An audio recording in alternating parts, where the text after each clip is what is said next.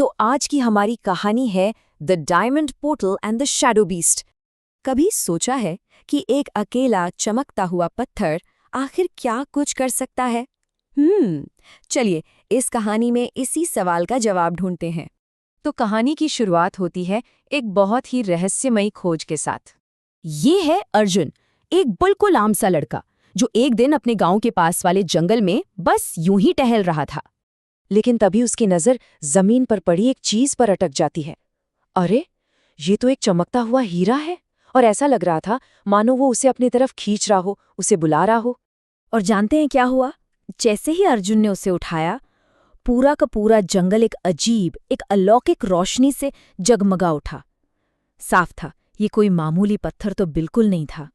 और बस इसी एक पल के साथ अर्जुन की दुनिया हमेशा हमेशा के लिए बदलने वाली थी, क्योंकि वो अब एक चमकती हुई दुनिया के दरवाजे पर जो खड़ा था, वो हीरा अचानक उसके हाथ से छूटा और हवा में तैरने लगा।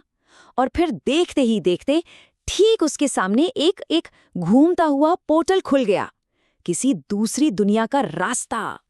अब अर्जुन तो हैरान था, थोड़ा डरा हुआ भी। उसके मुंह से बस इतना ही निकल पाया, ये क्या है? तभी कहीं से एक गहरी रहस्यमयी आवाज गूंजती है जो उसके सवाल का जवाब देती है। ये मायावी दुनिया का द्वार है। अर्जुन ने थोड़ी हिम्मत जुटाई और पोर्टल के अंदर कदम रख दिया, और जो नज़ारा उसने देखा वो तो यकीन से परे था। जहां उसके गांव में साधारण पेड़ थे, यहाँ क्रिस्टल के पेड़ थे। जमीन मिट्टी की नहीं बल्कि हीरों की थी, और आसमान तो अनगिनत चमकते सितारों से जगमगा रहा था। तभी उसकी नज़र एक बहुत बड़े सिंहासन पर बैठे एक राजा पर पड़ती है। वो थे डायमंड किंग, और उन्होंने एक घोषणा की, तुमने वो मायावी हीरा उठाया है, इसका मतलब अब तुम इस दुनिया का एक हिस्सा हो। मगर जहां इतनी चकाचौंध करने वाली रोशनी हो, वहां अंधेरे का खतरा भी तो मंडराता ही है ना? और हुआ भी वही।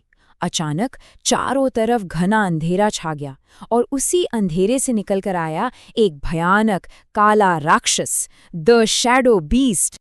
उस राक्षस की सिर्फ एक ही मांग थी। उसने गरजते हुए कहा, ये हीरा मेरा है। ये सुनते ही डायमंड किंग ने अर्जुन को एक जादुई तलवार थमाई और उसे चेतावनी दी, अगर तुमने इसे नहीं रोका तो दोनों दुनियाएं तबाह हो जाएंगी। अब दांव पर एक नहीं बल्कि दो दुनियाएं लगी थीं। और बस यहीं से शुरू होती है दो दुनियाओं के बीच की वो जबरदस्त लड़ाई। देखिए, ये सिर्फ एक लड़ाई नहीं थी, ये असल में थी चमकती हुई रोशनी और घने काले अंधेरे के बीच की एक जंग। एक तरफ तलवार की रोशनी थी तो दूसरी तरफ शैडो बीस्ट की परछाइयां, और दोनों आपस में टकराईं। हर तरफ बस रोशनी और बिजली की चमक थी, और कुछ नहीं। अर्जुन ने अपनी पूरी की पूरी ताकत बटोरी और आखिरी बार किया।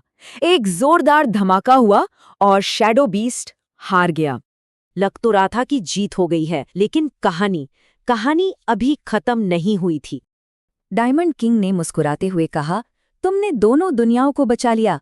अर्जुन को भी लगा कि चलो अब सब कुछ ठीक हो गया। उसे वापस उसके गांव भेज दिया जाता है।